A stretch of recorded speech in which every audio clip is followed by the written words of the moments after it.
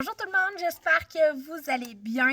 Aujourd'hui, je voulais vous parler des arrêts de transit qui sont assez importants lorsque le printemps arrive. Souvent, là, on va voir plusieurs lapins qui font des arrêts de transit. Avant tout, je veux vous dire que je ne suis pas vétérinaire, donc je fais juste vous parler de faits qui peuvent nous aider, qui peuvent aider à prévenir. Mais évidemment, là, si votre lapin est mal en point, que vous voyez qu'il y a des douleurs, qu'il ne mange plus, faut mieux aller voir le vétérinaire. Eux, c'est les meilleurs pour soigner vos lapins.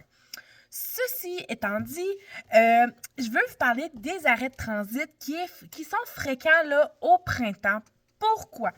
Parce que comme vous le savez, au printemps, les lapins ont une mue. La mue qui permet là, aux poils d'hiver de s'en aller et de faire place aux poils d'été. Donc, les lapins perdent leurs poils et on le sait, les lapins, 70% de leur temps est consacré à se licher. Donc, les lapins se lichent, perdent du poil, ingèrent du poil, ce qui va faire des blocages, donc des arrêts de transit. Un arrêt de transit, c'est lorsque le transit cesse de fonctionner et le lapin a des ballonnements. Et comme il y a des ballonnements, ben, il ne mange pas, puis puisqu'il ne mange pas, il y a plus de ballonnements. Vous comprenez, là, la roue qui tourne. Donc, le but aujourd'hui de mon petit vidéo, c'est de vous aider à essayer de prévenir les arrêts de transit le plus possible. Je vous dirais que le truc numéro 1 là, dans les arrêts de transit, c'est vraiment le brossage. Donc, nous, on a créé la brosse spécialisée là, pour les lapins. Donc, cette brosse est vraiment super. Je vais vous l'ouvrir pour vous la montrer. Parce qu'elle n'est pas agressive. Hein? C'est une brosse qui est très, très douce pour l'animal, voyez-vous. Donc, c'est vraiment très, très agréable au toucher et le poil va vraiment bien coller à la brosse. Si jamais votre lapin, c'est un mini-rex et qu'il a le poil plus volatile, mouillez la brosse. Ça ne va pas mouiller le lapin, mais ça va faire que le poil colle encore plus. À l'arrière, saviez-vous pourquoi il est comme ça?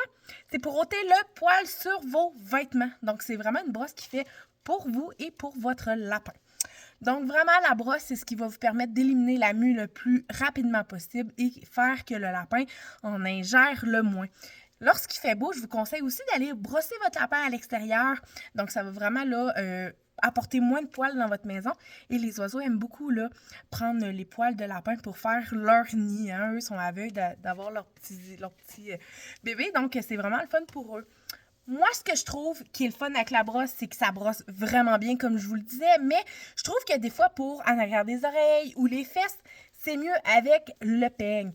Donc, on a créé vraiment un peigne, si vous voyez, là, avec des petits espacements entre les dents, qui n'est pas agressif, encore une fois, qui est vraiment doux pour le lapin, mais qui ramasse le poil. Ça, c'est vraiment, vraiment, vraiment important. Donc, c'est pourquoi j'aime beaucoup ce peigne-là. Vous allez pouvoir voir sous la vidéo, vous allez avoir un lien. On a fait un ensemble économique pour les gens qui désirent se procurer le peigne et la brosse. Donc, vous pouvez regarder ça là, sous la vidéo. Également, on parlait là, de prévenir les arrêts de transit, évidemment le brossage, mais aussi la consommation de foin.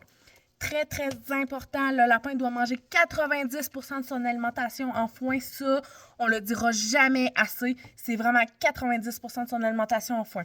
Vous voyez que votre lapin fait des caca comme un petit chapelet avec du poil à l'intérieur. C'est qu'il a ingéré beaucoup de poils. Je vous conseille de délaisser la moulée pour 1 ou 2 journées et le laisser simplement sur le foin avec beaucoup d'eau. Et vous allez voir, ça va faire travailler son système digestif et ça va faire éliminer les poils plus rapidement.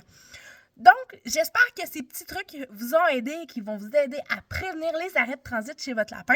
Je vous souhaite une belle journée. À bientôt!